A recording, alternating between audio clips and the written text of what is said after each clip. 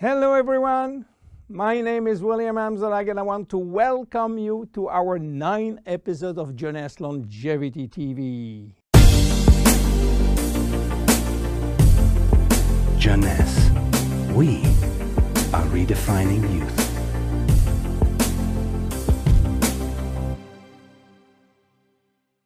Obesity, or should I say globesity. Today, obesity is a worldwide epidemic disease. There is an outrageous eruption of a worldwide obesity even in the countries where not so long ago famine was the #1 health issue. The fatness of the world is changing rapidly, and this is very disturbing because it's going out of proportion and nobody can get any control of this new epidemic. Many children become obese and then become obese adults. The diseases associated with obesity, such as heart disease, cancer, and especially diabetes, will explode. That will mean a lot of sick people all over the world. The cost in terms of death, diseases, and money spending is just astronomical. Think about today. There is in the world about 3 billion people overweight and 800 million real obese. The cost of obesity in the United States is about $150 billion per year, which is 10% of the total US medical cost. So what is the difference between overweight and obese? Overweight means that you gain only a few kilos above standard, from 1 to 15 kilos for adults. Above this threshold, you're considered as obese. If you wish to get more detailed information, then you have to calculate your BMI, which means your body mass index, by using the following formula: your weight in kilo divided by your height in square meters. If your BMI shows a score under 18.5 per square meter, it means that you need to gain weight. You are underweight. If it is between 18.5 and 25, you are in normal standard. Between 25 and 30, you are overweight, and above 30, you are qualified for obesity. Note that BMI is a standard tool which do not apply in extremes like very tall people or very small people, and also should be adapted to children. Why people become obese?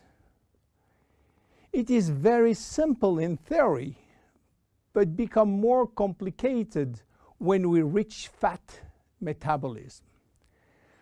We are gaining weight or fat when we eat more than we spend in terms of calorie, or when we spend less than we eat in terms of calorie.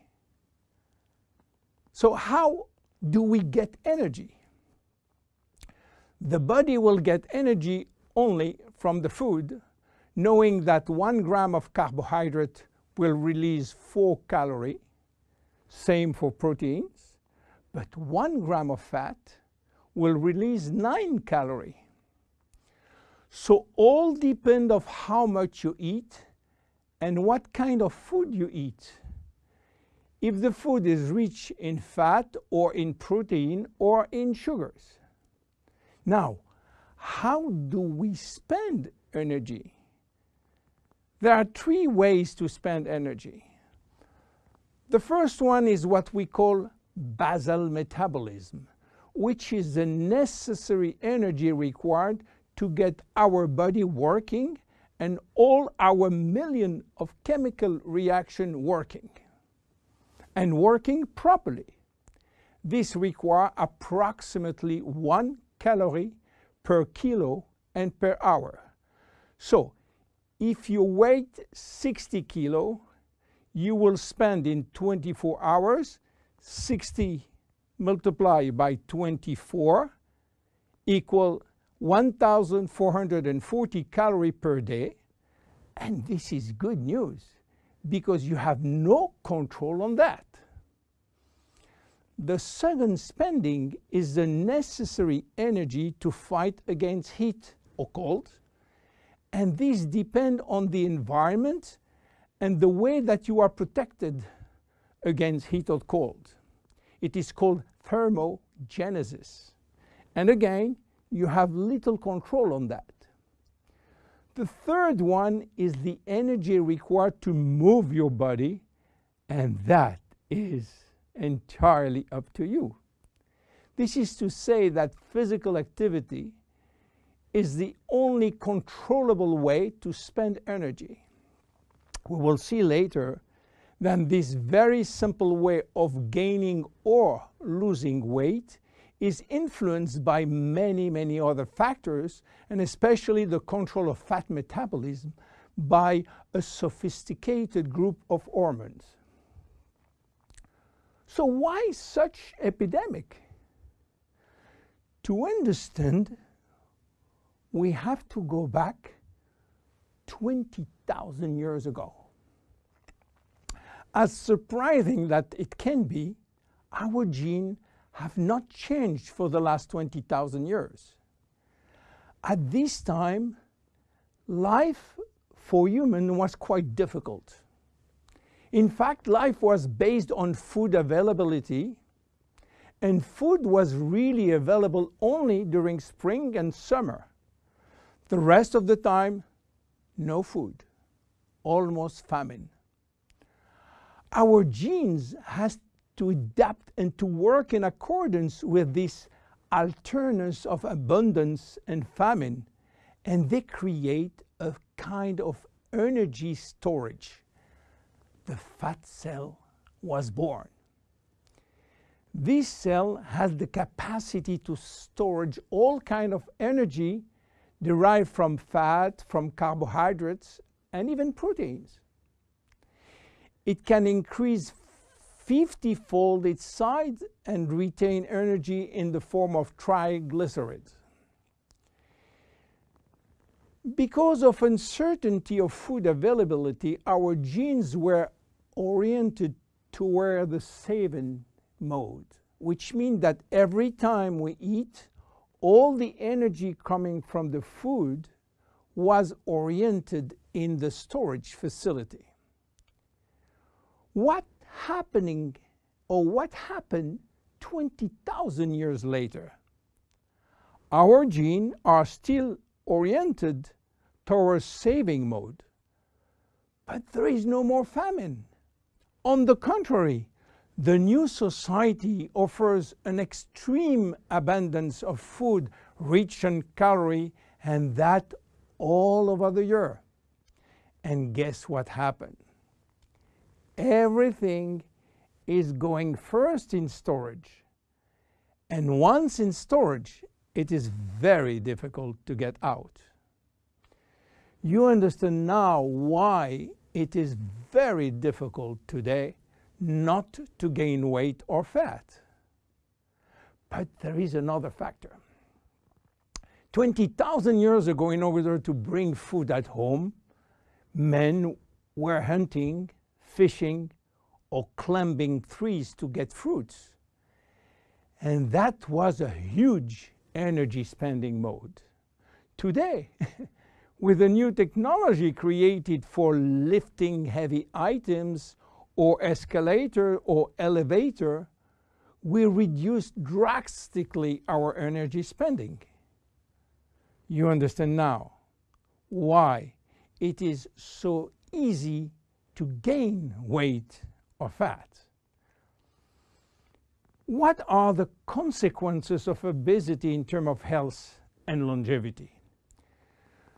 To make a long story short, it is a disaster.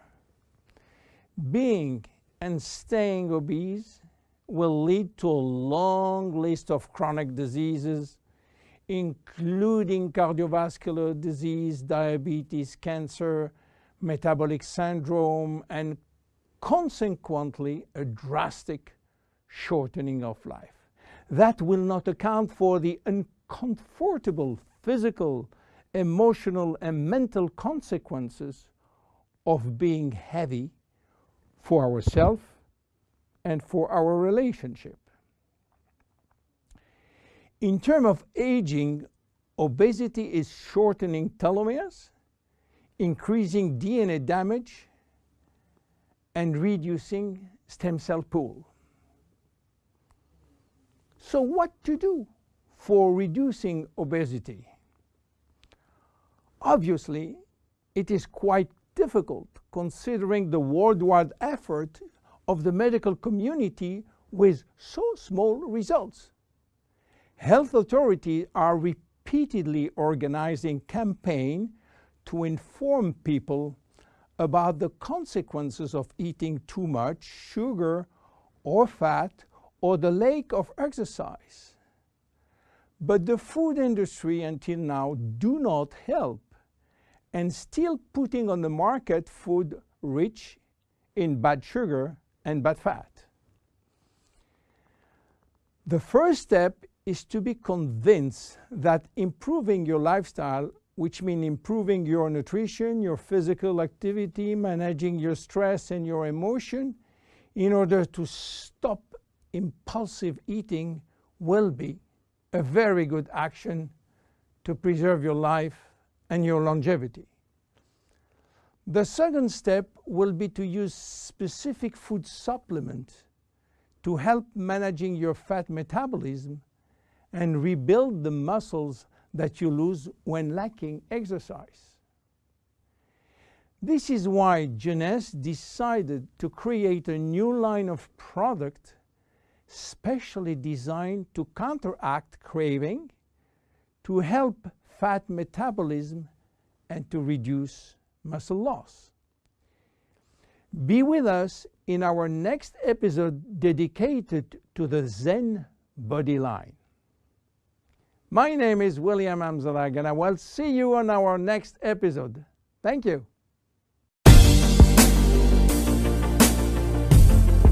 Jeunesse. We are redefining youth.